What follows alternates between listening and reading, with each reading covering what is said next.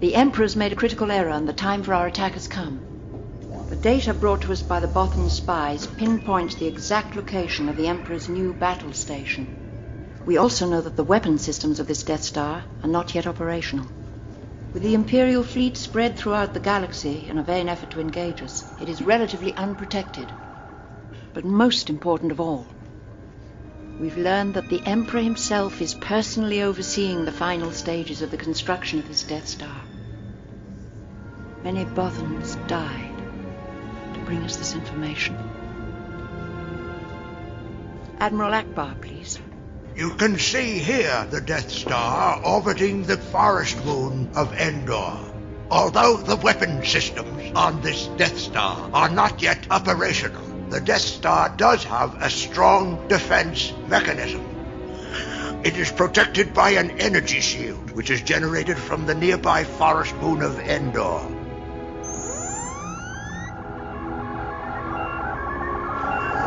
The shield must be deactivated if any attack is to be attempted. Once the shield is down, our cruisers will create a perimeter while the fighters fly into the superstructure and attempt to knock out the main reactor. General Calrissian has volunteered to lead the fighter attack. Good luck. You're gonna need it. General Nadine. We have stolen a small Imperial shuttle. Disguised as a cargo ship and using a secret Imperial code, a strike team will land on the moon and deactivate the shield generator. Sounds dangerous. Wonder who they found to pull that off. General Solo, is your strike team assembled? My team's ready. I don't have a command crew for the shuttle. That's gonna be rough, pal. I didn't want to speak for you. That's one. General, count me in. I'm with you too.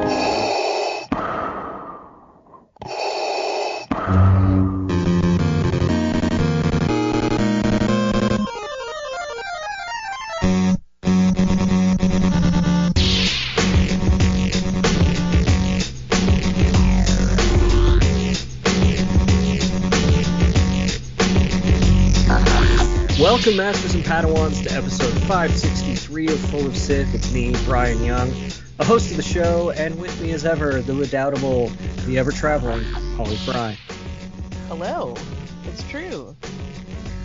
How you doing, Holly? I'm good. Soon, my travel for the year will be done. Theoretically. Yeah, well, there's going to be a lot of travel coming up soon. You're taking a couple weeks off. Yeah, I mean, I'm working, but yes. Yeah. I mean, I will. You're taking a couple weeks off from Full of Sith, which is not work. Correct. It's joy. Yeah. You're taking a couple weeks off of joy. I hate hearing that. Right. I mean, I will have joy in my travels for work as well, but yeah, I'll be in Iceland for a while. Poor baby. Which is going to be great, and it will be a little Star Warsy because we are going to go. Even though it is a Stuff You Missed in History class trip, we will go to Vic, which is where some of Rogue One was filmed. So expect lots of action figure pictures from the Black Beach. Yeah, no, I will want to hear about that. So I'm sure we will hear about it. Of course. Yeah. So before we go, I thought it's been a long time since we emptied the inbox. It has. So long that many of these questions are kind of defunct now, but I feel terrible about it too. Yeah. I feel bad about it. Because there's some of them where we're like, we could have helped people before their trip, and some of them are like, they took their trips months ago. Some of them we can still help, but yeah, and we can still answer those questions because I think they kind of serve as a PSA for other people, even if we did not help the original asker. For which, again, we apologize. Also, and I'm going to say, too, that, like, when we're recording these normal shows like this, I'm going to try my hardest to make it a habit for us to try to pull out an email or two every week so that we're not behind like this and have to do these huge mailbag episodes. Okay, deal. I'm going to try to just bring out an email or two. So hit us with your emails frequently, and we will try to hit them, as we come along, and that will be my promise to you. All right. So we'll try that. So do you have one you wanna start with, Holly? Well, I was wondering if we should just go chronologically. Yeah, we could do that. Which we could do, which means that the first one that I have is from our listener Lance, who writes, "Hi, Brian and Holly. I just wanted to start with how much I enjoy your positivity in all things Star Wars. It is so refreshing that even when you may not enjoy something personally, you both are able to talk through it objectively and without putting down people who might enjoy it. The weekly podcast is one of the things I look forward to each week. My question is, should Rey's new Jedi Order pair up with whatever government is left after the First Order, like in the Republic days, be completely separate from the Republic, or some type of hybrid? I appreciate all the discussions and would love your guys' take on this. Thanks, Lance." That's an interesting question. I'm a little torn on. Like, I understand the idea that you'd want the Jedi completely separate from the decision making of the government, because the government is obviously prone to corruption in ways the Jedi should be immune and shielded from. But I also back when we were doing Salt Lake Comic-Con, I participated on the Avengers, like the Civil War debate, where it was like Tony versus Cap. And I drew the Tony Stark side about the Sokovia Accords. And having to study for that, I really had to come down on the side of Tony, where it's like, you've got heroes that have no government sanctioning, working without any framework whatsoever to just go bash places up because they think it's the right thing to do.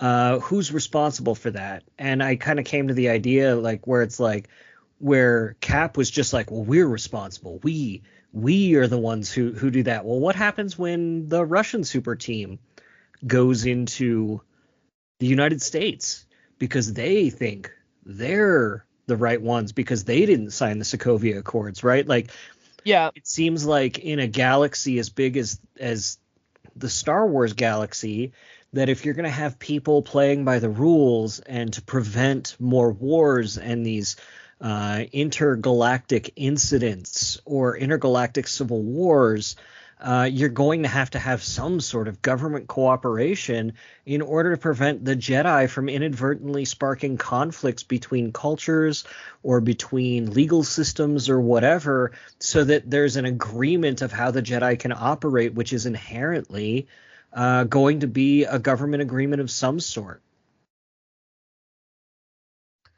I'm very torn on this issue. And here is why. Okay. I will say this really first started to be something I considered in the way I'm about to describe, in the space of Rogue One and The Force Awakens coming out. Because in the visual guides for both of those, there was some discussion like that just sparked me thinking, and that's where I first started thinking about it. That was about people who may or may not be Force sensitive, but they viewed the Force as more of their religion.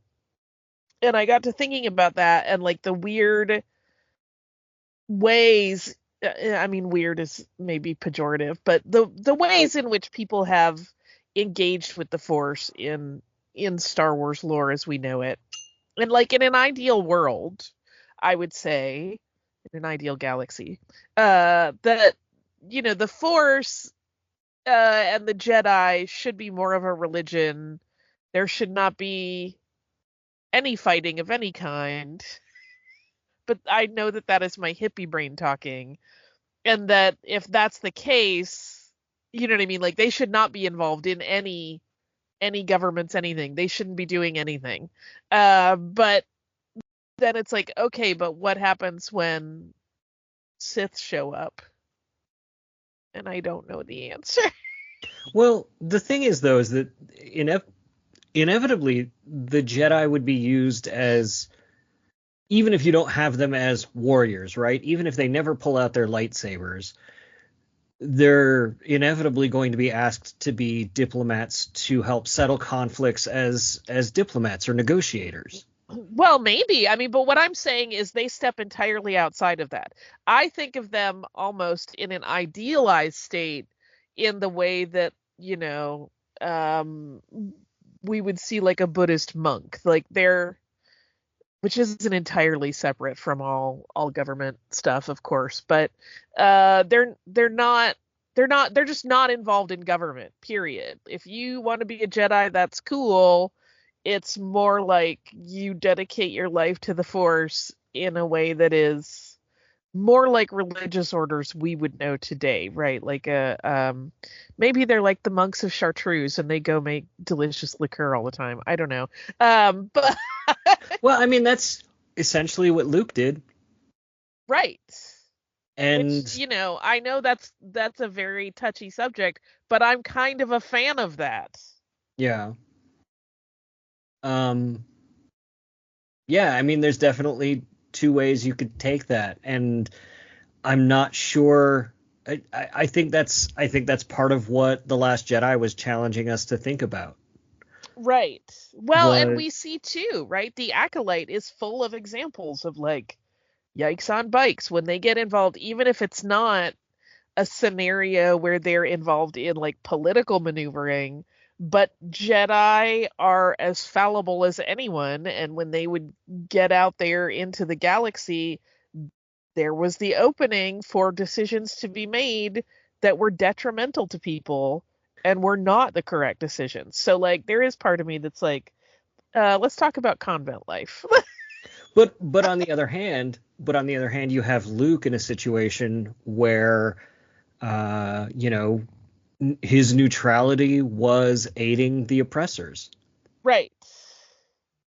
So it becomes a very tricky philosophical question. But now here's another question that I would put to you because of the Luke example. If Luke had never learned about Jedi anything, like, to me, it's not the Jedi-ness that necessarily fixes the problem that you just mentioned of, like, neutrality helps the oppressor. But, like, if he had just joined the rebellion via some other route,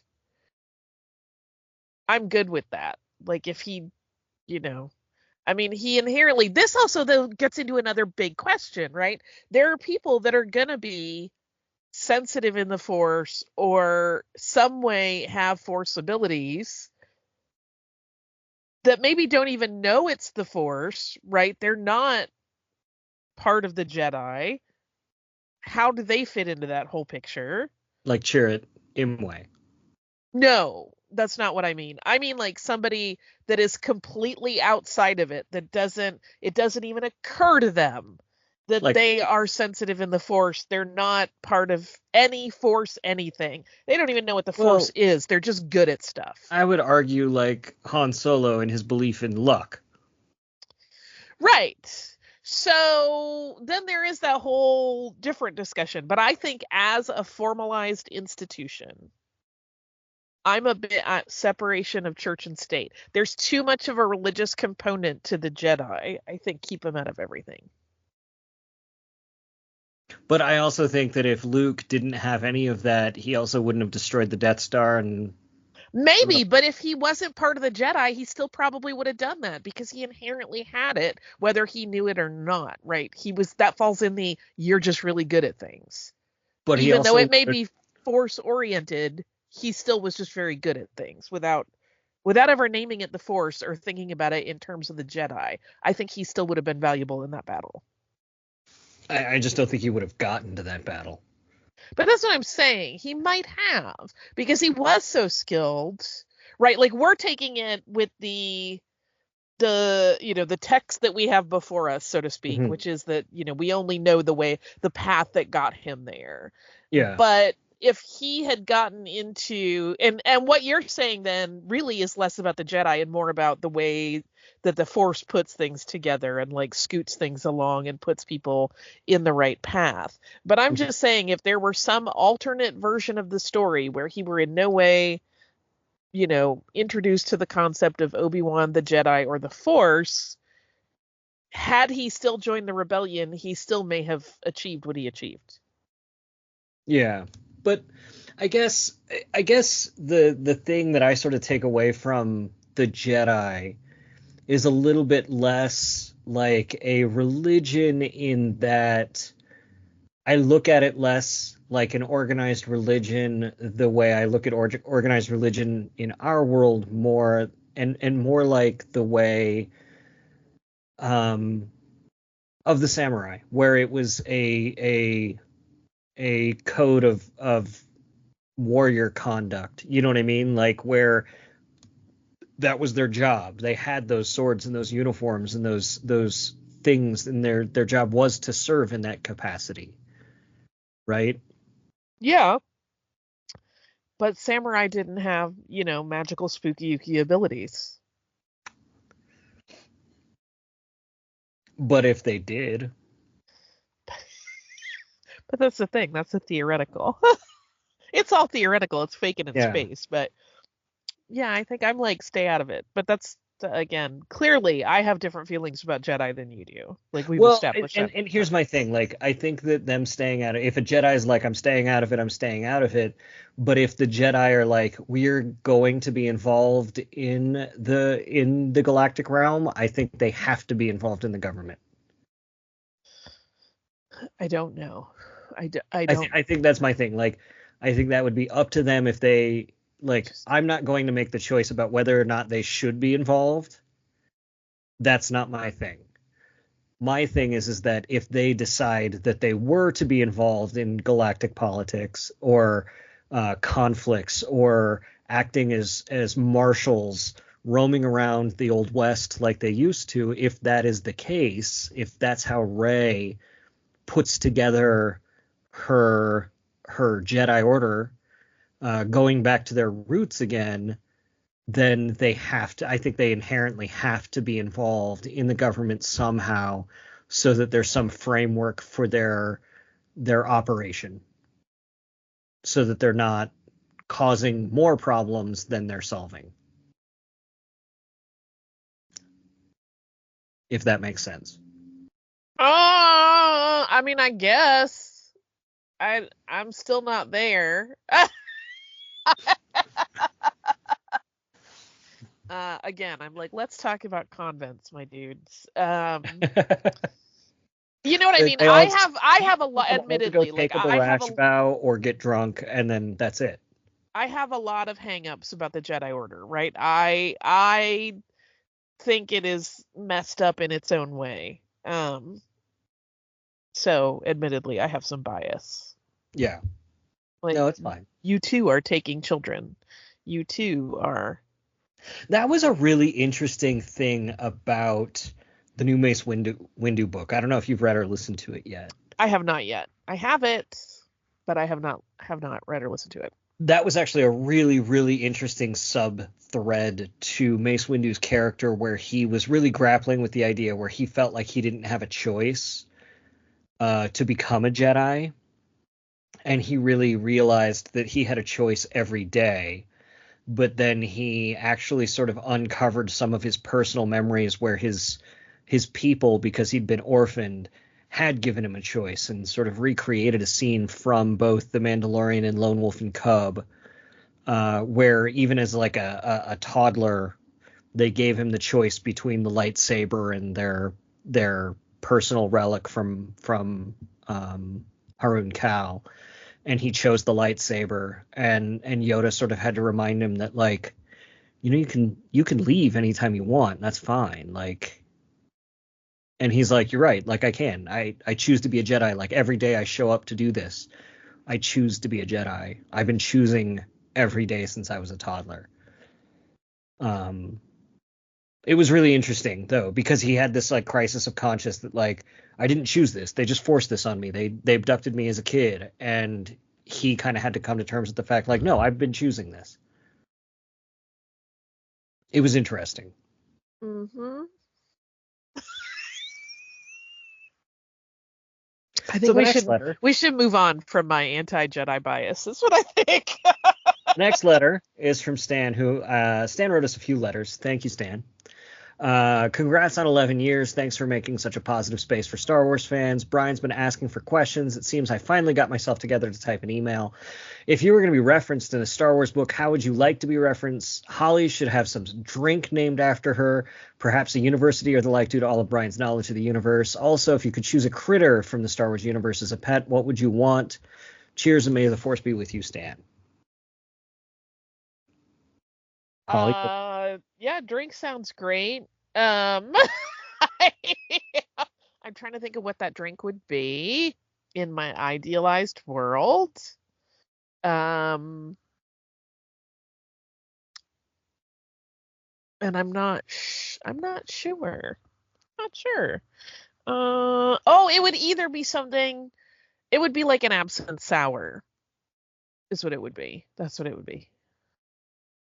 And what critter from Star Wars would you choose as a pet? This is very difficult for me. I know it would be. All of the critters. And it really comes down to, at the moment, porgs or lothcats. Why not one of each? Right, that's I think where I'm at. I mean, those are the critters that I have tattoos of, right? Mm-hmm.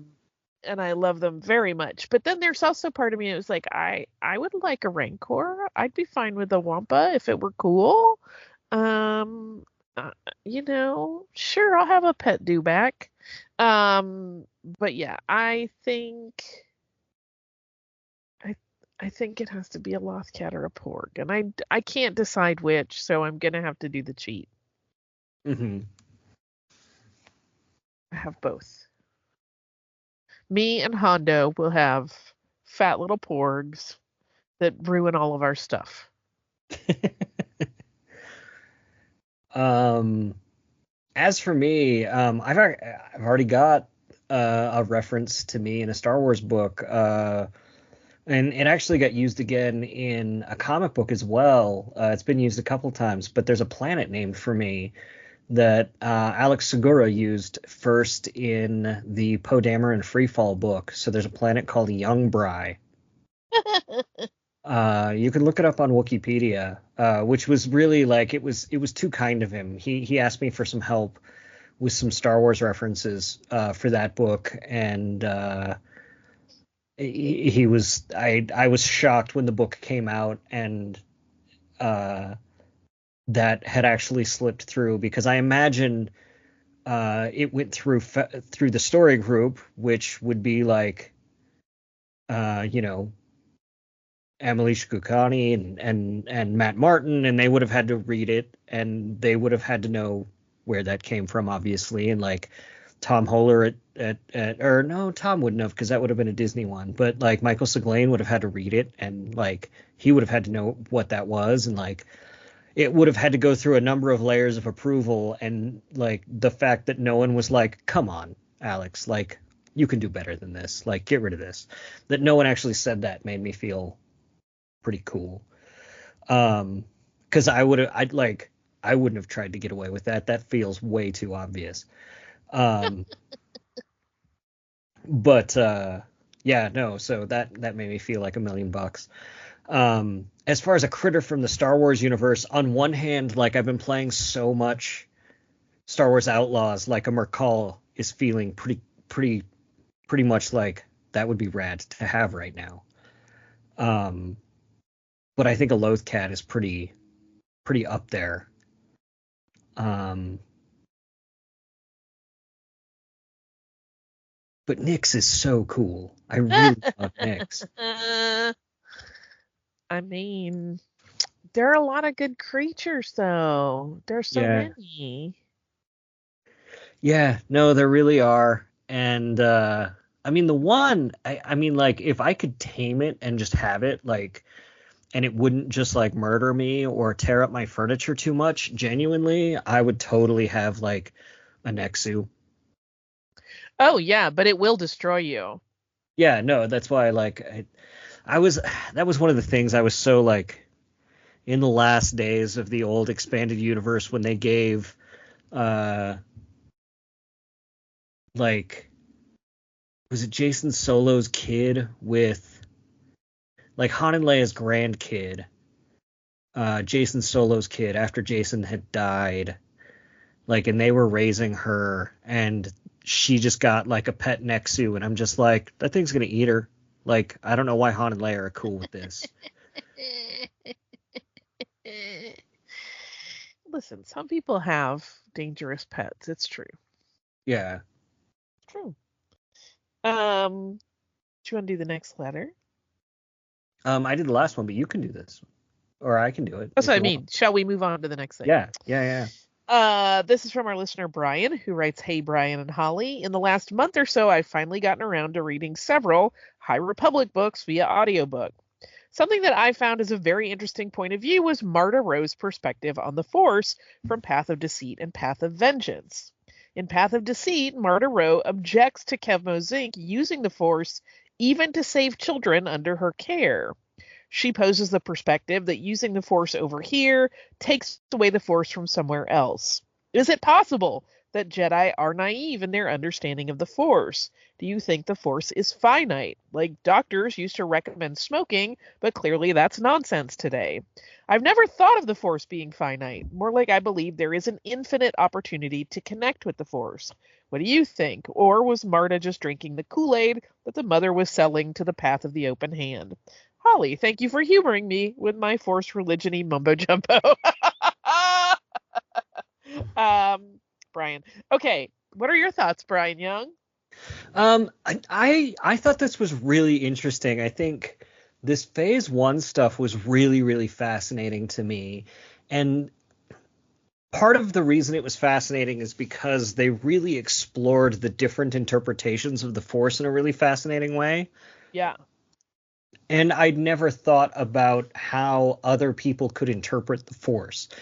And because the Force is big and mysterious and no one really knows how it works or why, and bad things obviously happen in the galaxy, of course you're going to have sects of people looking around going like, well, if that person manipulates the Force, I'm going to come up with a butterfly effect theory that says that, like, if you do good with the Force over here, bad's going to happen to someone over here.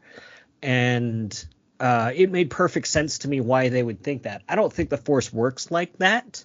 But it is a very natural sort of like philosophical reaction to things, right? Like that idea that everything that has an action, you get like that equal and opposite reaction. I think George Lucas has been very clear about the idea of the Force, and that idea of balance is that absence of malice, and that not trying to manipulate it for evil is sort of where you get balance in things. But having people very understandably think that if you manipulate something in any way, that you're going to tip that scale one way or the other, and then it's going to have to balance out a different way, is, I don't think it's rational based on what we know narratively about the Force, but it's rational in the universe for people who would turn against it. And it was really humanizing and interesting. Yeah, I mean, here's what it made me think of. This is a brief journey. Many moons ago, I don't think you know this about me, I used to work in a theology library as part of my undergrad work. And I remember the first time I met this gentleman who was a regular at the library there, who was a literalist, in the sense that he truly believed, he had a very literal reading of the Bible, and everything in it he believed was literal. Like there was no room for allegory or interpretation in his opinion. It was literally like, if there was, any kind of symbolism, it was not read as symbolism, it was read as an actual thing or event. And so to me, this kind of feels like the mother using a very literalist read of what the Force could be to manipulate people who are soothed by a simplified idea of any kind of spirituality. You know what I mean? Yeah. Because like part of theology and spiritualism, especially when you look at it from a scholarly perspective, is that it isn't cut and dry and it isn't clear, and there are things that are open to interpretation. And if that is an uncomfortable idea for someone, it becomes very alluring to be like, nope, there are rules. Here they are. They're very fast and hard. Here's how it works. And any deviation is wrong. Like, I understand the appeal of that to somebody who is a little overwhelmed by, the murkiness of interpreting something that is in many ways, unknowable. But yes, I do think she's drinking the Kool-Aid. Yeah. Yeah, for sure. I hope it was delicious, if wrong. Yeah. So our next letter is from Zach. Zach writes, hey, Brian and Holly, I love the podcast. I was nervous when I started looking for Star Wars podcasts to listen to. I subscribe to the idea that there's something in Star Wars for everyone, and just because you don't like something, it doesn't give you the right to be hateful. I was worried I wouldn't find any like-minded podcasters. Happily, I found you all. Anywho, I have a question that I hope might be amusing to discuss. Have you ever misunderstood something in a piece of Star Wars media and then later found out what was really going on or said and thought, ooh, that makes so much more sense? When I was a kid, when Mon Mothma said many Bothans died to bring us this information, I thought she was saying bottoms, not Bothans. Years later, when I saw the same moment in the film and the closed captions were on, I saw the word and I was like, well, I don't know what a Bothan is, but I guess that makes more sense than bottoms.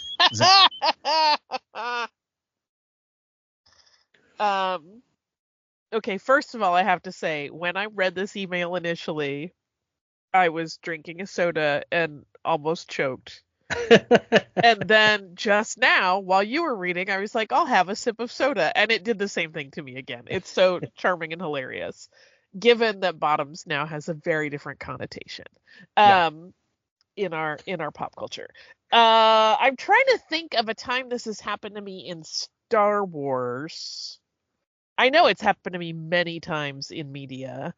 I just had one that was like not quite a misunderstanding, but not realizing a connection, like a parallel kind of echo story happening in an episode of Bob's Burgers. And I was like, how many times have I watched this episode? I never got this before. I'm trying to think. Do you have one that you can think of? Oh, yeah. No, I do. Okay. So I never saw A New Hope theatrically, right, as a kid, because it just wasn't available. I was born in 1980. So the first time I saw Star Wars A New Hope theatrically was 1997. The first time I saw it in widescreen was 1996 when I finally tracked down a special edition, not a special edition, but the widescreen THX release box that I had to scrape up money to save up to buy. So I'd never seen it in a letterboxed format before that VHS release. So I'd only ever seen it recorded off of TV like and pan then and scan. And then pan and scan and VHS. So there was a moment in A New Hope where Luke is looking through his macro binoculars at the bantha, and he says, well, there are two banthas down there. Wait a second. They're sand people, all right. I can see one of them now. And in the pan and scan, there's no sand people down there. None whatsoever. And so as a kid, I was just like, Luke's hallucinating. Like, there's no sand. And I didn't understand as a kid what pan and scan was.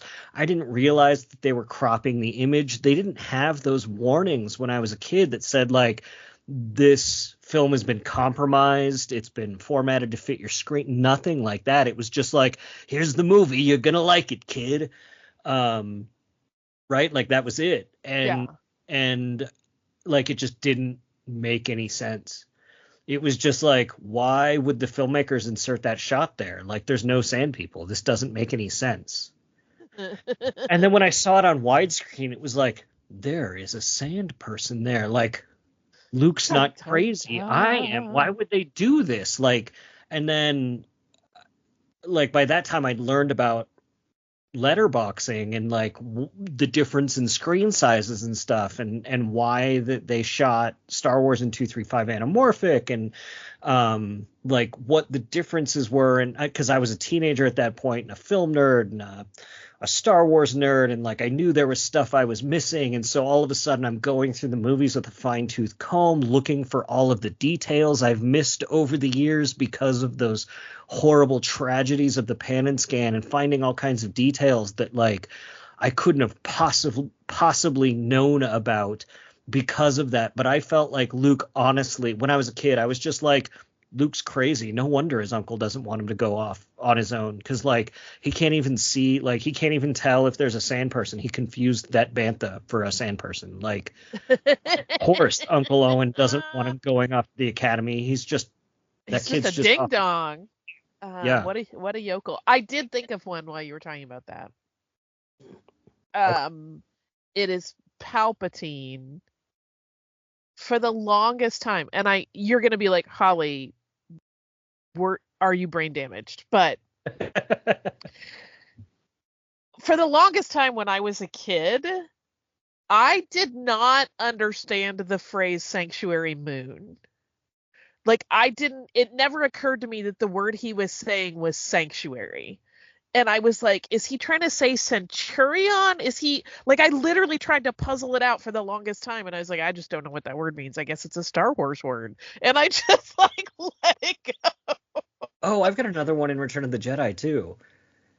When I was a kid, I thought that the speeder bikes, when Luke refers to them as wrecked speeders, I thought he was saying Rex speeders. So in my head, those were Rex speeders, like REX. Like, so that was just like the name of the speeders. So I was just like, those are Rex speeders, because that sounded kind of cool. Yeah. I didn't Rex realize is a droid, not a speeder. Yeah, I thought he was just like, yeah, I thought he was just saying like the name of the speeder, not that they were wrecked.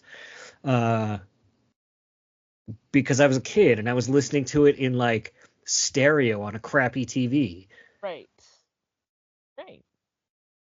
It wasn't until, again, like 97 when I got to see it in a theater when I was like, oh, he didn't say that at all. With like good sound. Yeah. Have we talked about, we have not, outgassing? And top gassing? Yeah.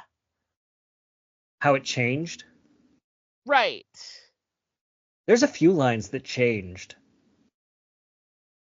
Yeah, for clarity, presumably, but it's very funny to me. I'm sure there are others that I misheard for a long time.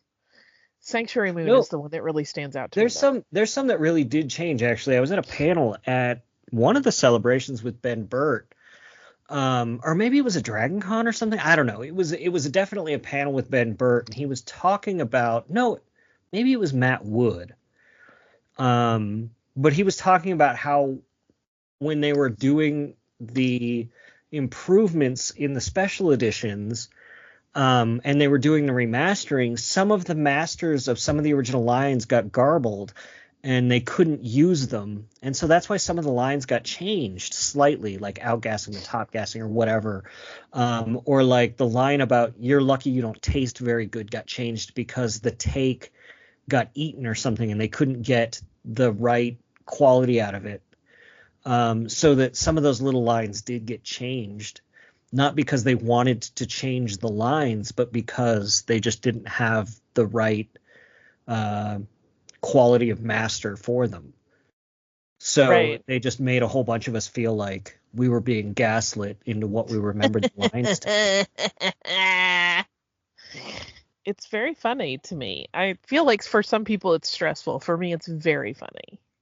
It's one of those things too where it's like some of the versions are so embedded in my brain that like I expect different things when I'm watching it. Like I've seen the special editions more than I've seen the originals, but like the crate dragon noise always throws me off because I never know which one to expect anymore.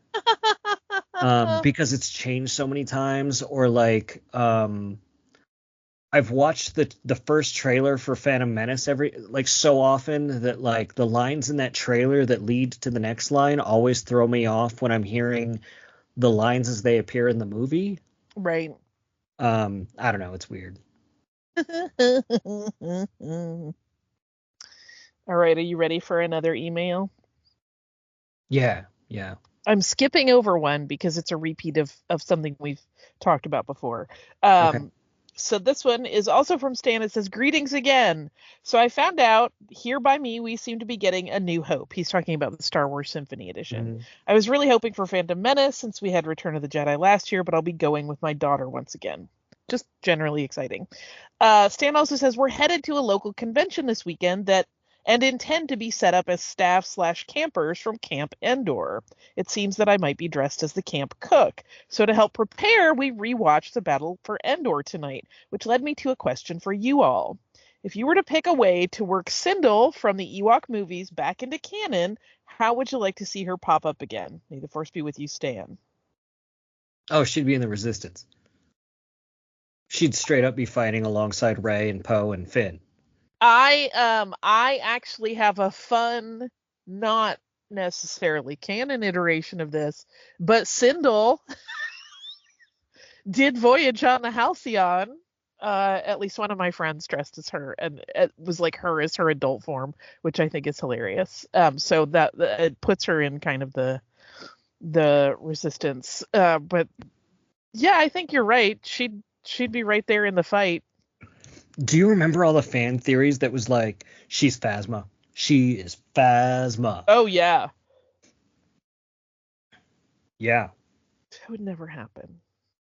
Sindel would not turn that way. We say that, but like we all live in a... I mean, the only exposure we have to Sindel is like an 8-year-old kid, and we would have said the same thing about Anakin and Phantom Menace. Exactly. Yeah. That's kind of where I was going. Yeah. Really, I was going to say things about our current political climate where we all discover that a friend of ours is, supports something, and we're like, that's not right. How'd that happen? It happens. Oh, boy. Anyway, yes, Sindel is part of Resistance efforts. I think we're going to stick with that one. I would also like her to just show up somewhere kind of random, not necessarily directly tied to any of like the big conflict.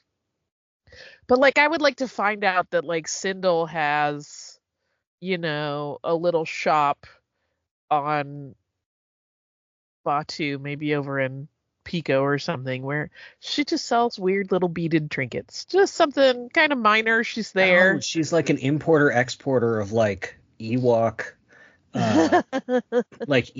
like art in one of those little shops. Yeah, like hand-carved Ewok stuff. Yeah. I mean, let's be very careful. We don't want to get into the wooden Wookiees business, right? We don't want to, try to edge out any of the established merchants. I'm just saying. But yes, I could see her doing that. Sindel is running a retail empire. Yeah. Sure. So our next email is from Brown Leader from the Hyperspace Heroes podcast. It says, was listening to episode 534 and wanted to send a thought I had about the section regarding directors you'd want to direct a Star Wars movie.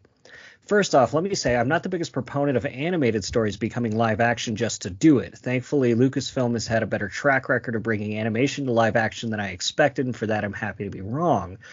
When you mentioned Spielberg, I didn't think much of it, but as I thought through his movies, I realized he'd be a great director for one of the following concepts. A Bad Batch movie. He has a good history with kids and adults in high-stress situations, like all of his Amblin films. A Clone Wars film about the 501st, either in a Saving Private Ryan type story, Just the Troops, or the Umbara arc. He's really good at portraying the emotional costs of war on a person or a soldier. The Siege of Mandalore arc with all the involved characters. Those are just a few thoughts for you, but congratulations on 11 plus years of podcasting. Brown Leader, Aaron, Hyperspace Heroes podcast. I mean, Steven Spielberg honestly could direct the phone book and I'll watch it. I might not like it. I mean, he did make The Terminal.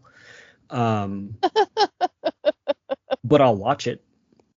Yeah, it is interesting, right? Because he and Lucas are buddies. I often wonder, I know we've heard various stories over the years, but I really wonder how close he ever came to potentially doing a Star Wars. He did a lot of actually, like, he, if I'm not mistaken, and I'm sure someone will write in to correct me if I'm wrong, but the General Grievous Obi-Wan Kenobi like wheel bike fight, and he did all the previs direction on that. So, yeah, something like that sounds correct. But I mean, I really do like if he just helmed the whole thing, though. Yeah, I wonder how close we ever got to. Well, I know Lucas tried to get him to do Phantom Menace in its entirety at one point. He tried to get Ron Howard to do it. He tried to get a bunch of directors to do it, and they all turned him down and said, "No, George, you've got to do this." And I think rightly so, they were trying to get him back in the saddle for directing because he hadn't directed anything since A New Hope. And I think a lot of people, George Lucas is a hell of a director when he sits down and directs. I don't think anybody has a better batting average of the films that they've actually directed than George Lucas, right? He's directed, 6 movies? Like, major feature films. He did THX 1138, which is a masterpiece. He did American Graffiti, which is a masterpiece. He did A New Hope, which is a masterpiece, and he did the 3 prequels, which are masterpieces. The dude has produced 6 masterpieces as a director, and that's it. That's it. And so when a guy who directed THX 1138, American Graffiti, and Star Wars comes to you and says, "Do you want to direct the new Star Wars movie?" and he's only produced 3 masterpieces, and they're like, "You got to get back in the saddle, man. Like, you need to just do some of this." Of course, these people are going to say, like, you should be doing this. Like, the world is being robbed of your genius. And I've seen interviews with Coppola where he said that Star Wars really robbed the world of all the movies that George Lucas didn't make because he got wrapped up in Star Wars. Right. And I don't disagree with that.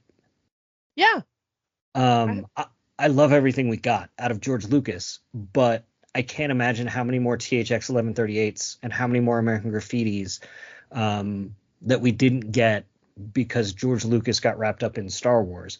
I love all the Star Wars, but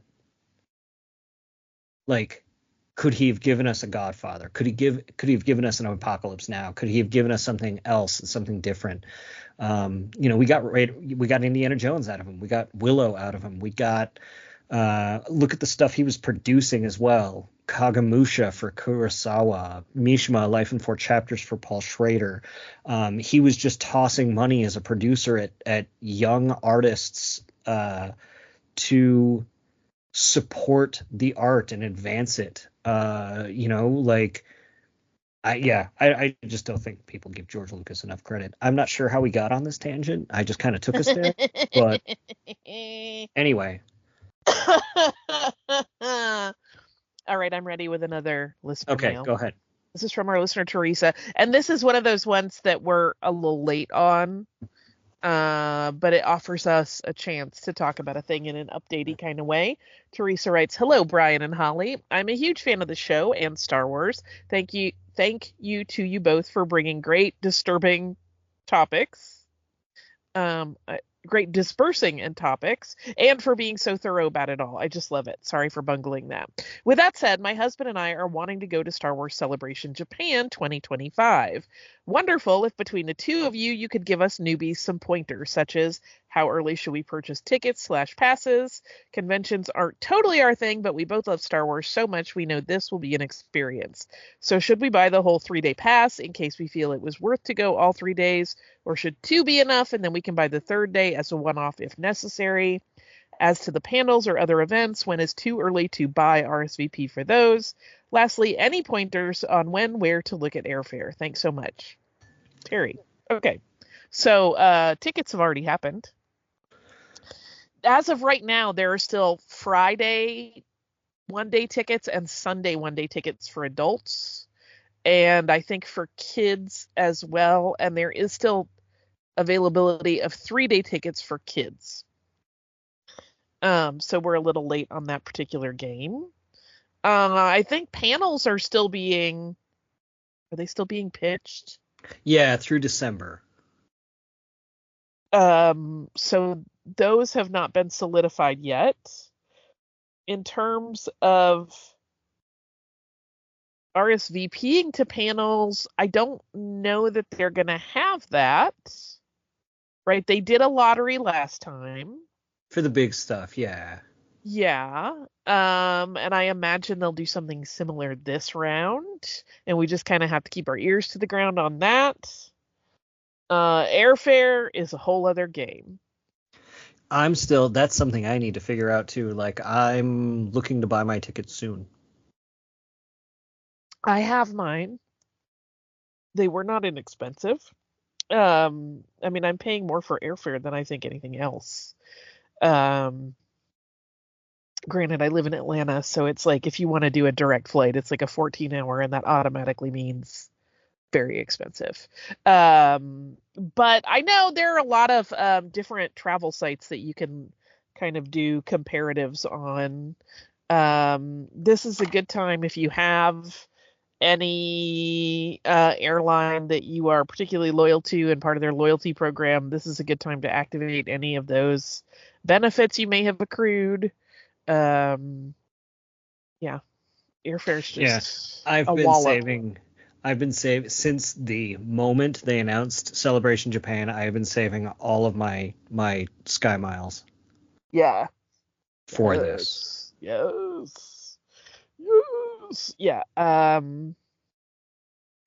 It's a costly adventure. Japan is going to be pricey. I'm bracing mentally and emotionally. I'm so curious how this show will go because I haven't been to Japan. And last Celebration, I feel like I didn't really go to Celebration because I was kind of busy. Working on stuff for like hosting duties. The last day I was there was the only day that I like costumed or anything. So I'm curious what Japan will be like.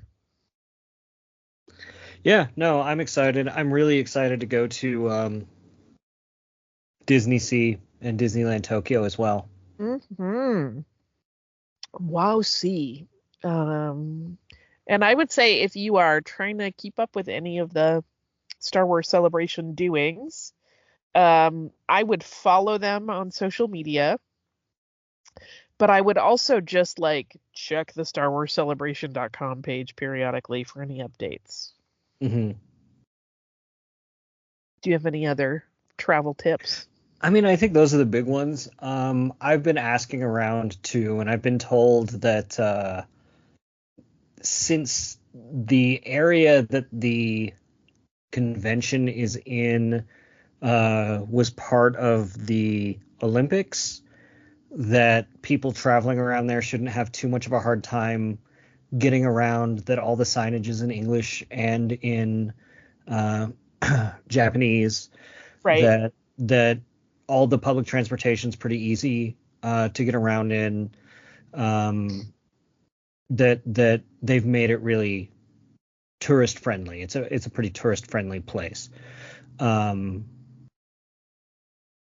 That said, I'm still brushing up on my Japanese, which I took 4 years of high school Japanese. And You did? Oh, you have a leg up on all of us. no, I don't really. I mean, like, I can do basic greetings and I know how to pronounce things, and I have learned hiragana and katakana like 4 times in my life, but it's never stuck in my head. And I'm learning like for a 5th time, so we'll see if any of it sticks, but we'll see. We'll see. But yeah, like, high school was a long time ago, Holly.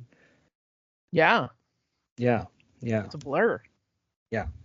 But I've been studying every day for the last year. Oh, you're so good. Yeah. Yeah. But yeah, I'm not sure what to expect, but I'm excited for it, and I'm really just stoked for it. We will have so much fun no matter what. Yeah, it's true. I really like traveling. I really like seeing new places. Same. I'm adventurous when I'm traveling more so than I am at home, so maybe I'm excited for that too. Bum, bum, bum. So I got another email Bring it on. from Phil and Allison. They write, "Hello, Brian and Holly. Longtime listeners, Phil and Allison here, and we're excited to say that we're finally taking our first trip to Disneyland Galaxy's Edge in May, which was a few months ago. Sorry. Wanted to wait until the hype died down a bit before we took the plunge, and now we plan to go all out. What advice would you have for first-timers to make the most of an almost 3-day trip to Disneyland with Galaxy's Edge as the focus? Paid for the Genie Plus pass, as well as made reservations for lightsaber building and Ogas. I mean, those would be two of the big things. And even bought tickets for the Star Wars After Dark experience. Is Rise of the Resistance still tough to get into? Thanks for any advice you may have, as well as being awesome Star Wars people." And then they offered to buy us space beer if we happen to be at Galaxy's Edge West during their dates. Take care, Phil and Allison. So, for one, Phil and Allison, sorry we didn't get back to you before May. I'm the worst. But Brian. I know. But no, I mean, getting the Genie Plus pass, making the reservations for lightsabers and Ogas, those are really two of the big things. If you've got those, and if you got tickets to the Star Wars After Dark experience, I'd be really interested in you writing back and telling us what you thought about all that stuff. But that was really the big thing to make the most of it, and having 3 days to make that the focus. If that was your main focus, is the right thing. So you don't have to take it like you're running through it. Like, you want to be able to go through and just sort of enjoy it and take it in at your leisure. I don't know.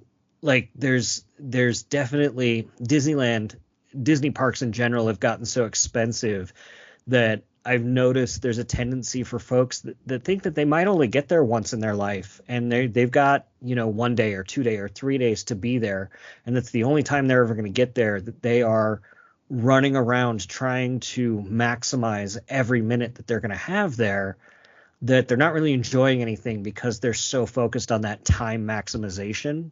Yeah, the checklist will kill your fun. Yeah.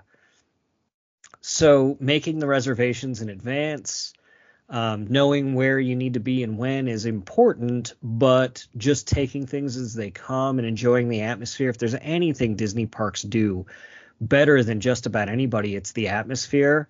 And if you're too worried about a checklist to take in the atmosphere, you're kind of doing it in a way that does yourself a disservice.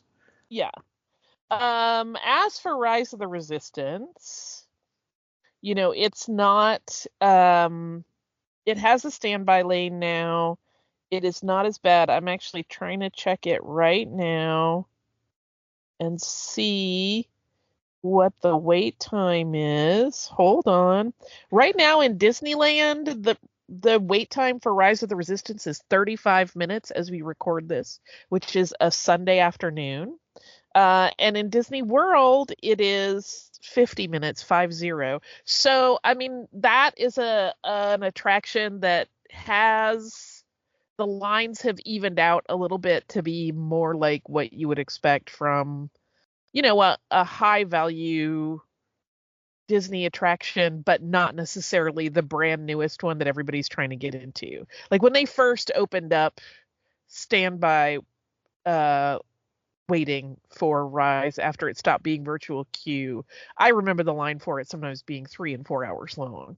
And now it's a much more reasonable kind of thing. Of course, there is also the thing in the time since we have gotten this listener mail and when we are recording, that Disney just introduced a rather pricey way to maximize your time called the Premier Pass, which is not the same thing that a Premier Pass used to be. A Premier Pass used to mean it was your annual pass to both Disneyland and Walt Disney World. Now, the Premier Pass is a 1-day pass that basically is kind of like your lightning lane for everything. It is I think don't quote me on this. I think in Disneyland it's a flat $400 for the day per That's what I person. read. Yeah. But then in Disney World it varies. It can be between 175 to 400 depending on which park and what day, like the time of year essentially, in terms of park capacity. So it's an interesting way if you have the money. It's not the kind of thing I would do all the time, but I could see like on a special occasion, like somebody's birthday where we just want to like whip through their favorite stuff and minimize the time we stand around in line. Maybe. It's a wild one. I don't know anybody that's used it yet. But also eat all the food. Yes. Try all the food when you're there. And actually, if you're going to Disneyland, you kind of have more options than Disney World. I hate to admit it, but it's true.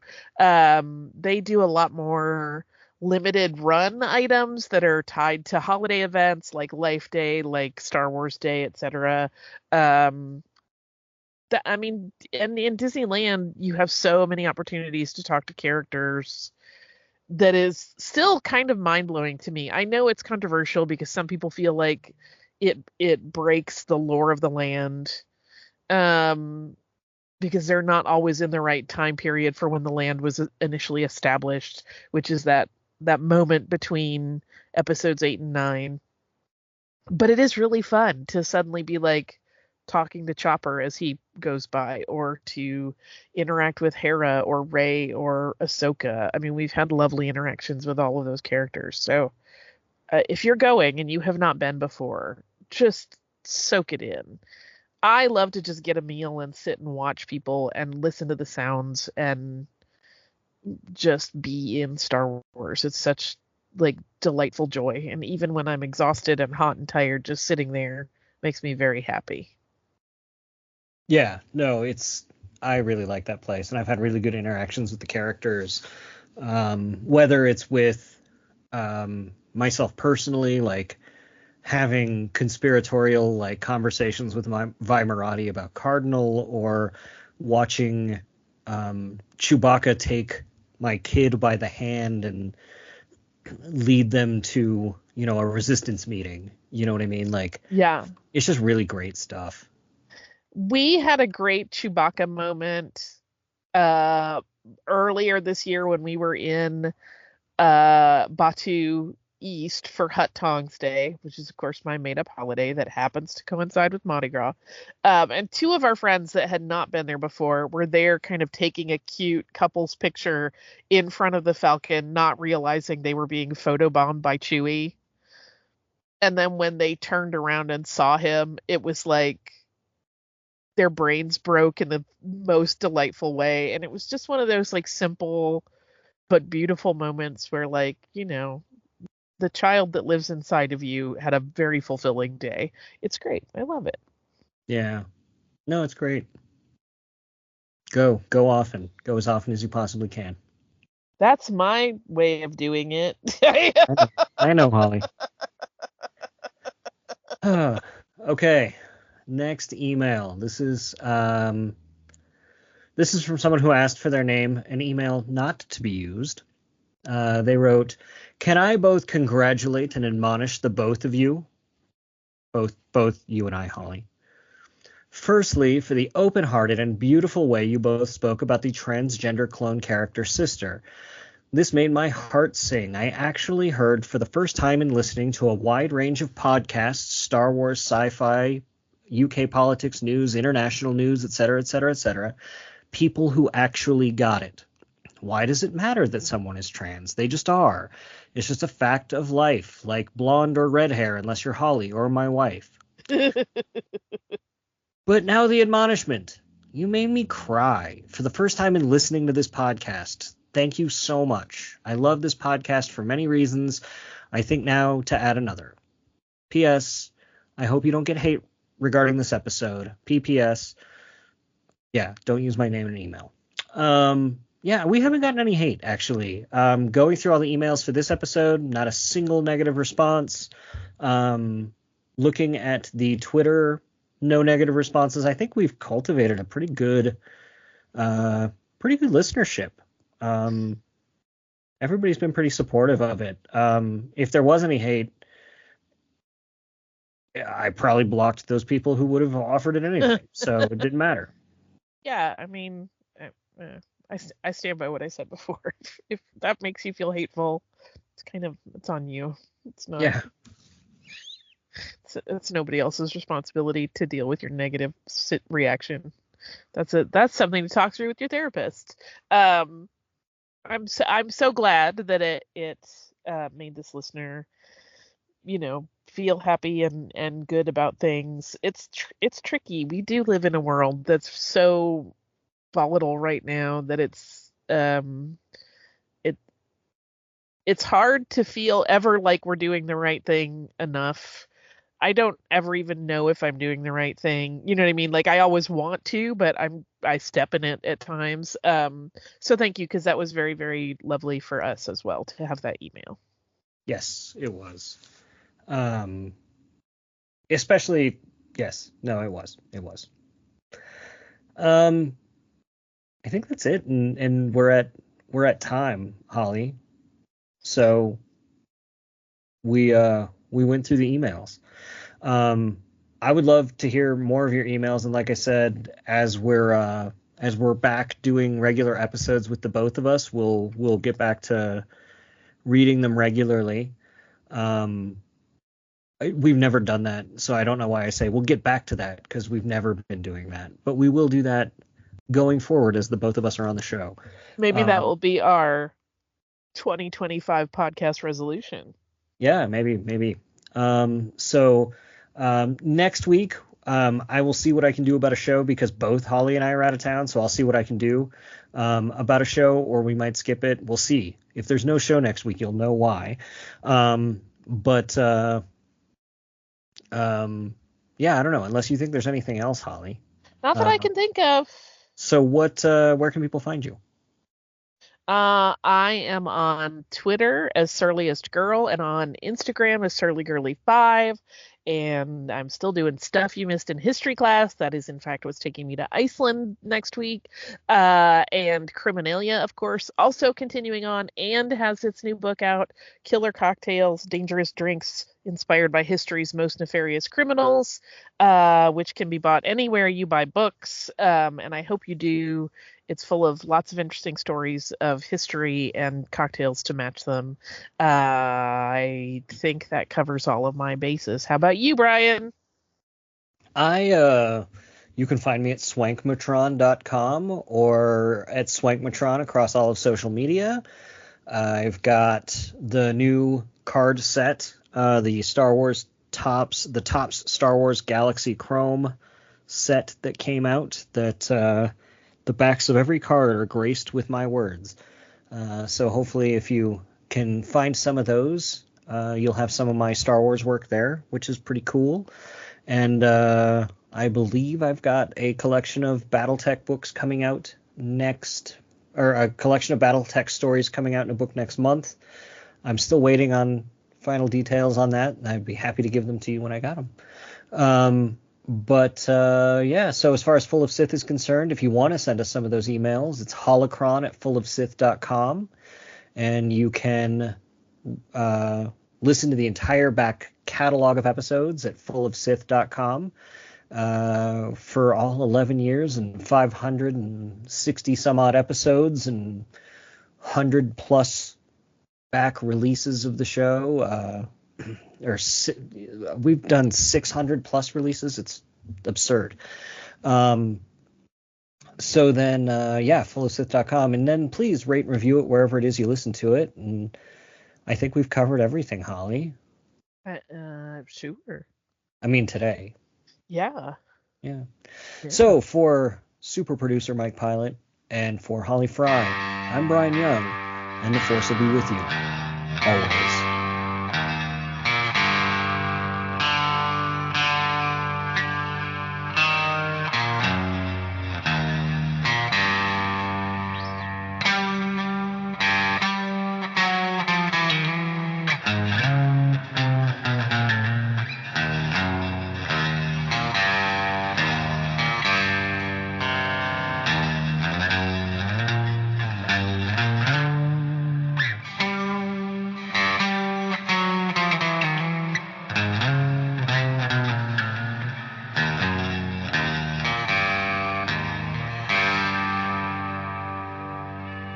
Sir, if you'll not be meeting me, I'll close down for a while.